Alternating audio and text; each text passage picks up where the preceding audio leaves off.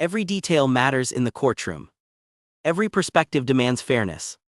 Know your legal protections and pursue genuine justice. To Sheriff Donald McCauley, Dr. Victoria Crockett was a problem he could solve in 10 minutes. A black woman on a residential street with a parking violation and too many words. He had a citation book, a tow truck on speed dial, and 14 years of county authority behind every syllable he spoke. What he could not see, what he had no reason to suspect, was that the woman standing 30 yards ahead of him on the sidewalk had spent 2 years in legislative committee rooms building the exact law he was about to misquote to her face. That the body camera recording his every move was uploading in real time to a server governed by a retention statute she had helped write. That by morning a 5-year criminal enterprise built on $4 million of stolen probation fees would have his name on every page. He thought he was writing a parking ticket. He was signing a confession. In 30 minutes of body camera footage that uploaded automatically to the Georgia Bureau of Investigation that evening, a small-town act of retaliation would collide with 23 years of constitutional law and expose a predatory probation scheme that extracted $4 million from 450 victims over 5 years. If you are ready to see institutional racism taken down, like this video and drop a comment telling me where you're watching from. And if this is your first time here, hit that subscribe button right now because you won't want to miss tomorrow's story of cops messing with the wrong people and finding out. Let's continue. The October sky over Calverton, Georgia had the particular clarity that only arrived after rain, sharp-edged and cold, the kind of afternoon light that made everything look more permanent than it was. Dr. Victoria Crockett turned onto Deacon Street at 4:51 in the afternoon, 43 miles from her university in Atlanta. A CVS bag on the passenger seat holding her grandmother's blood pressure medication adjusted, finally. After 3 specialist consultations and 2 rounds of side effects that had kept the older woman off her feet for most of September. She had made this drive 11 times in the past 2 months. She knew every exit, every turn, the way the light changed when the highway gave way to county roads and county roads gave way to the narrow residential blocks of Calverton, where her grandmother had lived in the same pale yellow house for 37 years. Deacon Street was quiet, a gardener's truck 2 houses down, a dog watching from a porch. Every parking space occupied along the curb except one, a gap beside a fire hydrant that had not seen a maintenance crew in years. The red paint had faded to rust orange. Bare gray metal showed through in patches across the body and crown. No yellow curb marking, no municipal designation of any kind. Just the hydrant itself, standing at the edge of the sidewalk like something the city had put down and forgotten. Victoria pulled in with the precision of someone who had parallel parked in Atlanta for 2 decades. She shifted into park, engaged the emergency brake, and reached into the center console for the measuring tape she kept there, a habit formed during the 2 years she spent on the Georgia Legislative Reform Committee, when every parking regulation her subcommittee drafted had to be tested against actual street conditions before it could survive a legislative hearing. 15 feet 4 inches from her rear bumper to the hydrant's center valve. Legal under the exact statutory subsection her committee had written in consultation with the Georgia Fire Chiefs Association, a visibility threshold built specifically to protect citizens from arbitrary enforcement of hydrants that municipalities had long since stopped maintaining. She knew the law because she had written it. She locked the car, picked up the prescription bag, and started walking north toward her grandmother's house. She had taken perhaps 30 steps when she heard the siren. One short burst. Declarative. The kind meant to announce presence rather than pursue. Victoria turned to see a Calverton County Sheriff's cruiser completing a U-turn in the middle of Deacon Street, emergency lights cycling blue and red against the quiet residential block. Sheriff Donald McCauley stepped out before the vehicle had fully settled, citation book already open, pen already in hand. 14 years of county authority compressed into muscle memory. He did not look at her. He looked at the car. McCauley circled the Honda with the unhurried efficiency of someone performing a routine he had executed without variation for years. He crouched at the rear bumper and examined the gap between the vehicle and the hydrant with a practiced eye. He photographed the car from 3 angles. He photographed the hydrant. Then he reached back into his cruiser and retrieved his own measuring tape. 15 feet 4 inches. He photographed that too. Then he looked up and found her watching him from the sidewalk. 30 yards away, still. Prescription bag at her side. Professional clothes. An expression that was patient without being deferential, the particular composure of someone who already knew what the tape measure said. Something moved behind his eyes. Not recognition. Not yet. The simpler problem of mathematics. The car was legally parked. The woman was not in it. He had just confirmed both facts with his own equipment, on camera. Some officers would have walked back to the cruiser, would have killed the lights and driven away with nothing more than the minor embarrassment of a stop that lacked probable cause. Some officers understood that the moment to correct a mistake was before the mistake became something permanent. Macaulay tapped the body camera on his chest. The LED indicator shifted from amber to solid red. He walked toward her anyway. She met him with calm, academic precision. She cited the specific subsection, its legislative history, the visibility threshold, the Attorney General opinion issued 2 years after the statute passed, clarifying the standard for municipal enforcement. Her tone was not confrontational, it was professorial. The careful enunciation of someone who had read statutes aloud in legislative committee rooms and federal courtrooms and law school lecture halls for 23 years. That tone was what did it. Macaulay's jaw tightened, his eyes narrowed in the particular way of a man not processing new information but locating old memory. He knew that voice, the measured cadence of it. The way each sentence arrived fully formed, complete with citation and legislative context, as though the speaker had anticipated every counterargument before the counterargument was spoken. 3 years earlier, Dr. Victoria Crockett had sat before the Calverton County Commission and testified against his promotion from captain to sheriff. She had brought personnel files. 2 sustained use-of-force complaints. Department of Justice research on agencies that elevated officers with misconduct records into command positions. She had spoken for 11 minutes with that same composed certainty, treating a decade of his service like evidence in a criminal prosecution rather than a credential for advancement. The commission had promoted him anyway. Political loyalty had its own calculus. But Macaulay had not forgotten the professor who had tried to stop him. He keyed his radio and called for backup, describing Victoria to dispatch as a resistive subject refusing lawful orders. The body camera recorded her standing completely still, prescription bag in hand, having moved nothing except her lips. Deputy Calvin Webb arrived in under 4 minutes. Macaulay briefed him in the practiced shorthand of someone establishing a narrative: illegal parking, argumentative behavior, refusal to comply. Every word contradicted by footage Webb had not yet seen.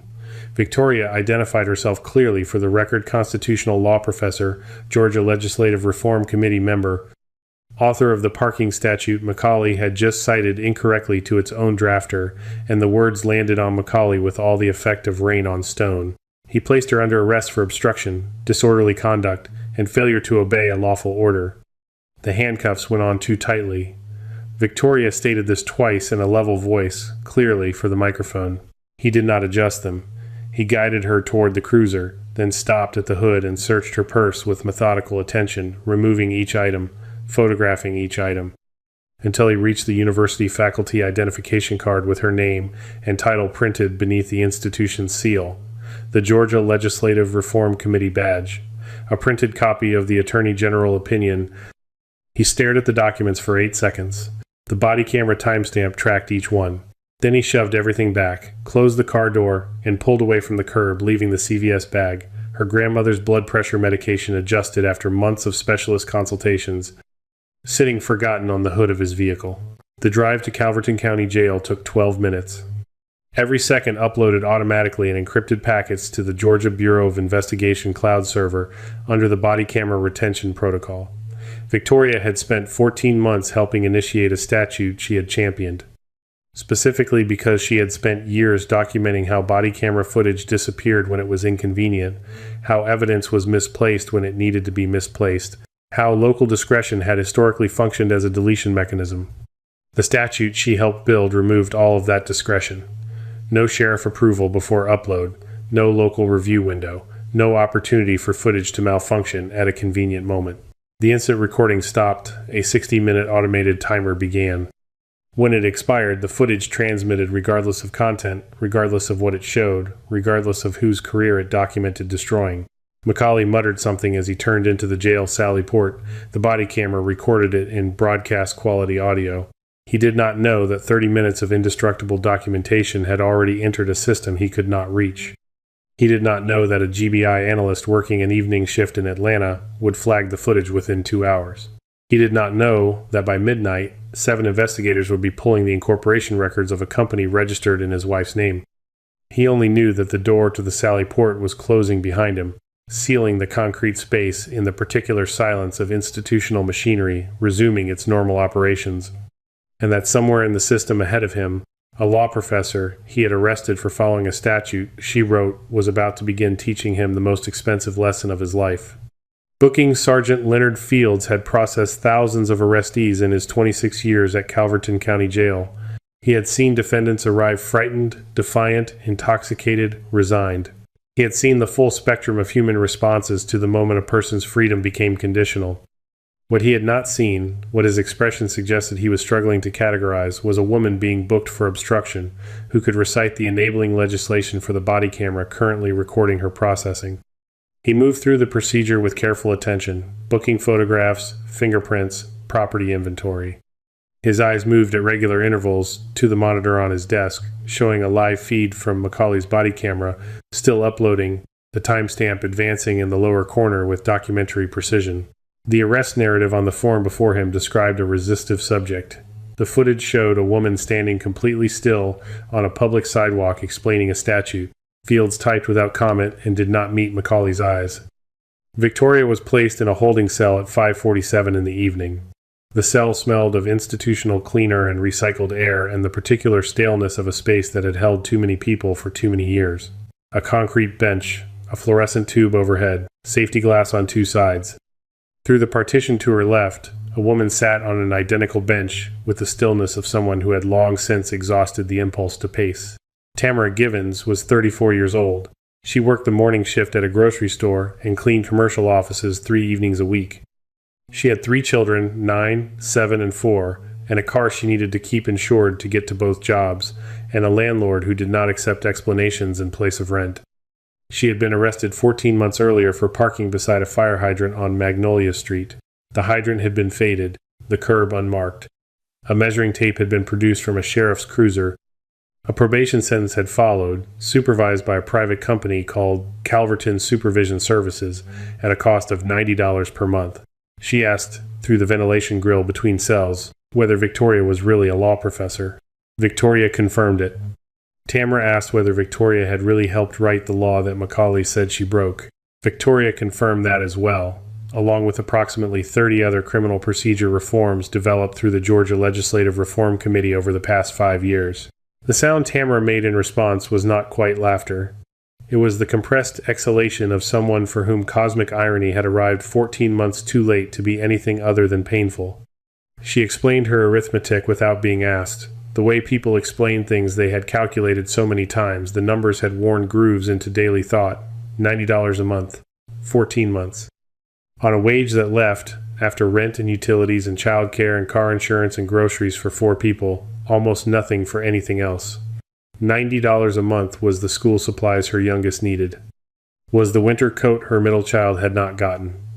Was the calculation she ran every time she opened her wallet, deciding which necessity would wait another week. She had pled guilty on the advice of a public defender who told her that contesting the charge would cost more in missed shifts and court appearances than the fine itself. She had been paying for a violation that was never a violation under a statute drafted specifically to prevent the arbitrary enforcement of forgotten, unmaintained hydrants for 14 consecutive months. Victoria asked one question, whether there had been yellow paint on the curb beside the hydrant on Magnolia Street. Tamara said no, just the hydrant, rust showing through the paint, looked like it hadn't been touched in a decade. The pattern assembled itself with the terrible clarity of something that had always been present, waiting for someone with the right training to look directly at it. $4 million and 450 people paid the price of not knowing what Victoria knew. She knew the law, and she still ended up in handcuffs. Does knowing the law actually protect you, or does it only matter if you have the power to use it? Drop your answer in the comments below. And if this story made you feel something, share it with someone who needs to see how the system really works. At 7:14 that same evening, GBI senior analyst Rebecca Stanton flagged body camera footage from Calverton County during routine evening monitoring at the agency's Atlanta headquarters. She stopped playback 90 seconds in, when the woman on screen began citing specific statutory subsections from memory with the fluency of someone who had written them. Stanton called her supervisor. Her supervisor called Public Integrity Unit Director Paul Hayward. Hayward watched the footage once and reached for his personal phone. Attorney General Sandra Ellison received the call at home, at the end of a dinner she did not finish. She had clerked under a federal judge Victoria had trained. She watched the footage twice, very carefully, pausing at the moment Macaulay discovered the Legislative Reform Committee badge and stared at it for 8 seconds. Then she called Governor James Whitten. It was 11:47 in the evening. The governor watched the footage in his home office. He looked up Calverton Supervision Services in the State Business Registry. Then he called Ellison back and asked whether this was what it looked like. Ellison told him it was worse.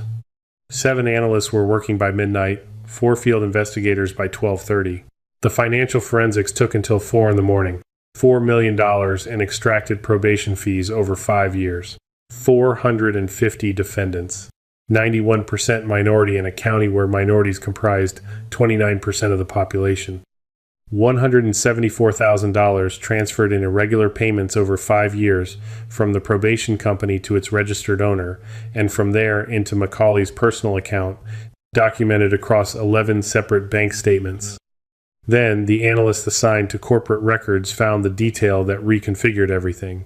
Calverton Supervision Services had been incorporated on January 9, 2020, 12 days after Victoria's parking statute went into effect. 12 days. Macaulay had read the new law. He had identified the hydrant visibility exemption, the clause drafted specifically to protect ordinary citizens from enforcement of hydrants that municipalities had abandoned.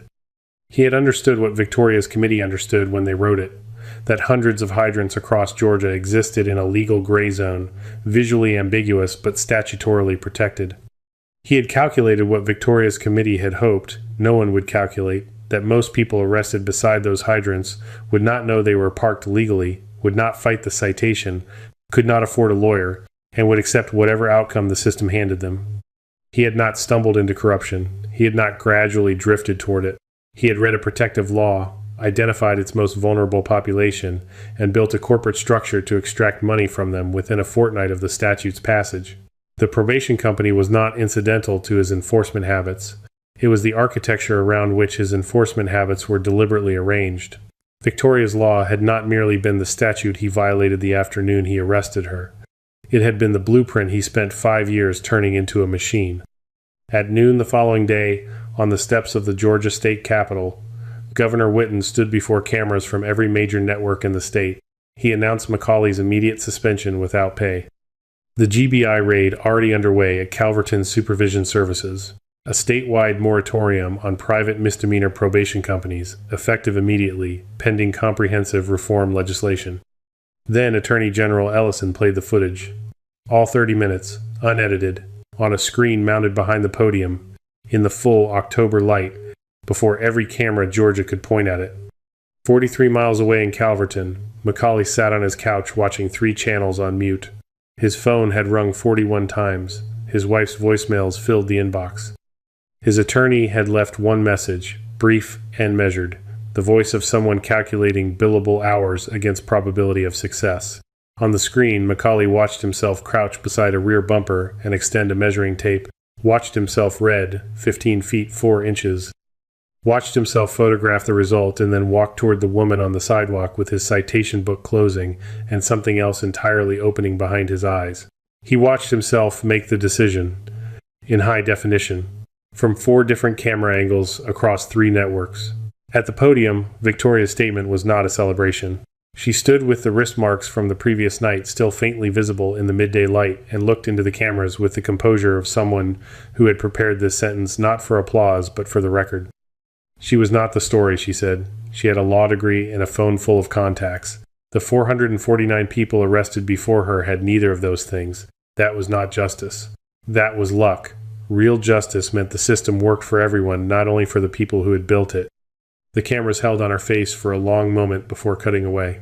3 weeks after the arrest, the Georgia Peace Officer Standards and Training Council convened in a hearing room at their Clarkston headquarters that was smaller than the scale of the proceedings warranted a conference table, 7 council members, gallery seating filled to capacity with reporters and GBI investigators, and, in the front row directly aligned with Macaulay's sightline as he entered, Dr. Victoria Crockett. Beside her sat Tamara Givens. Beside Tamara sat 6 people whose faces Macaulay recognized from booking photographs he had personally signed. His attorney, Daniel Morse, had told him on the drive from Calverton that the hearing was a formality. The body camera footage was unambiguous. The financial records were beyond dispute. The only strategy available was damage limitation: accept what was coming, minimize what could be minimized, and say nothing that could be used in the criminal trial scheduled for the spring. Victoria testified for 40 minutes. She cited body camera timestamps to the second. She named each constitutional violation in sequence with the methodical precision of someone who had taught evidence law for 2 decades. Unlawful seizure, arrest without probable cause, search incident to unlawful arrest, excessive force and restraint application, retaliatory motive evident from the 8-second pause when Macaulay discovered her credentials. Morse declined to cross-examine after the first 3 minutes. Tamara testified for 22 minutes and cited nothing. She explained $90 a month. She explained the impossible arithmetic of a life structured around a fee that was never legitimately owed, the compounding weight of months in which every financial decision was made in the shadow of a debt that should not have existed. She explained what it felt like to plead guilty to something she had not done because the cost of proving innocence exceeded the cost of accepting punishment. The room was very quiet when she finished. 6 more witnesses followed with stories that shared the same skeleton: legal parking, false arrest, coerced plea, cascading consequence. The warehouse worker terminated after missing 3 shifts for probation appointments. The college student who had left school 18 credits short of his degree because he could not sustain both tuition payments and supervision fees. The retired teacher on a fixed income who had rationed her hypertension medication to keep her probation account current. Morse presented no witnesses, no evidence. He made a brief statement acknowledging that mistakes had been made. The council voted. Unanimous. Permanent decertification. $140,000 in personal fines across 14 counts. Macaulay's name entered into the National Decertification Index, foreclosing law enforcement work in every state. Criminal charges were filed simultaneously: racketeering, conspiracy to defraud, false imprisonment, civil rights violations, and official misconduct. Macaulay's wife agreed to civil forfeiture of personal assets totaling $1.3 million. Corporate accounts of $1.1 million were frozen. County liability insurance and the Attorney General's Victim Compensation Fund covered the remainder. The total restitution pool reached $4 million, sufficient to return every dollar paid by every one of the 450 victims, with 6% annual interest calculated from the date of first payment. Deputy Calvin Webb, who had arrived on Deacon Street knowing only what Macaulay had told him, cooperated fully with investigators. His account of the conversations that occurred beyond the body camera's direct range in the cruiser, in the sally port, in the low, deliberate voice Macaulay used when he thought the microphone was not sufficient, filled the evidentiary gaps that video alone could not close. The council chairman called the room to order one final time and read the last element of the post-ruling into the record. The room had been expecting the standard conclusion. Morse had prepared for the standard conclusion. The gallery leaned back slightly with the body language of proceedings winding toward their anticipated end. What the chairman read was not the standard conclusion. Sheriff Donald Macaulay was ordered to enroll in and successfully complete constitutional limitations on police authority, a spring semester course at the university where Dr. Victoria Crockett held her faculty appointment at his own expense, graded on the identical standard applied to every enrolled student. Attendance was mandatory. A passing grade was mandatory. Failure to satisfy either condition would result in additional criminal referrals for contempt of the council's order. The council noted formally that Dr. Crockett had not requested this requirement. It had been imposed independently, without prior consultation, by unanimous vote of the 7 members. Because the professor who had written the laws Macaulay violated, who had designed the body camera retention system that preserved the evidence of his corruption, who had spent 23 years building the legal architecture he had dismantled for personal profit, was also the most qualified person in Georgia to teach him what a badge was supposed to mean.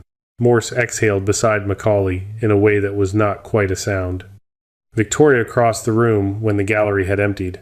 She stopped 3 feet from him, no intermediary between them. She told him she had not asked for the course requirement, but she would honor it. He would be treated identically to every other student, same reading load, same written assignments, same grading rubric. She expected him in the lecture hall on the 7th of January at 9 in the morning. She walked away before he could find words. At sentencing 2 months later, Macaulay received 2 years in prison, 5 years probation, a permanent ban from law enforcement in any capacity, and an order to pay $300,000 in additional restitution. He addressed the courtroom at the end of proceedings, against Morse's advice, for 4 minutes. He said it began with recognition. That when he heard Victoria's voice on Deacon Street, he had heard the voice from his promotion hearing, and in the space between those 2 moments had made a choice to punish rather than enforce, to retaliate rather than serve. That everything which followed, every handcuffed wrist and coerced guilty plea and impossible monthly calculation, traced back to that single moment of choosing his own anger over his oath. He looked at the gallery. He said he could not give back what he had taken. Tamara Givens met him in the courthouse hallway as the building emptied. She held his eyes for 3 full seconds and told him she forgave him, not for his sake, for hers. Because she had 3 children who needed her present and undivided, and carrying the weight of his choices would cost her something she could not afford to spend, but forgiveness was not absolution. The $90 a month had been real. The field trip her daughter had missed had been real. The medication her neighbor had rationed had been real. She stepped aside. He walked past without speaking. The Calverton County Commission held its final meeting of the year on the 19th of December. All 450 victims had been contacted. Most attended. Names were called alphabetically. Each person approached the table, verified identity, signed acknowledgement, and received a check representing full refund of every dollar paid in probation fees, plus 6% annual interest from the date of first payment. Tamara Givens received $1,512. She sat with the check in both hands for a long moment, her eldest daughter beside her, 10 years old. Watching her mother's face with the alert attention of a child reading an adult's expression for information, the girl asked if this meant they did not have to count the groceries anymore. Tamara held her daughter and said yes. Victoria sat in the back row and watched. She had declined the commission's invitation to address the room. This moment did not belong to her. It belonged to the 450 people who had paid for something they never owed, who had pled guilty to preserve employment they needed to survive, who had navigated a system designed to appear like justice while functioning as extraction. They had not had credentials, had not had committee badges or faculty identification or printed copies of Attorney General opinions in their purses. They had had nothing except the ordinary human expectation that the law applied to them the same way it applied to everyone else. The Commission formally adopted the Crockett Visibility Protocol before adjournment, a named standard requiring photographic documentation of hydrant paint coverage and curb markings before any parking citation could be issued, anywhere in the county. Her name embedded in the enforcement procedure, not as tribute, as instruction, as the permanent institutional memory of what happened when the standard was absent. 3 months later, in the first warmth of a Georgia spring, Victoria turned onto Deacon Street, the same route. The same pale yellow house visible at the far end of the block. One space open near the fire hydrant. She parked and did not reach for the measuring tape. A laminated notice had been affixed to the hydrant's base by the County Public Works Department, white text on blue backing. The Crockett Standard printed in clean administrative type above the relevant statutory citation. She locked the car. She picked up the CVS bag from the passenger seat, her grandmother's medication, on schedule today. No delay, no blue and red lights in the rearview mirror. She walked toward the pale yellow house in the particular unhurried way of someone who had already done the measurement and found everything exactly as it should be. Behind her, the hydrant stood with its faded paint and unmarked curb, 15 feet 4 inches from the bumper of a legally parked car, the same distance it had always been. The same distance the law had always required. The difference was only that the law now said so in blue and white at eye level, where anyone passing could read it.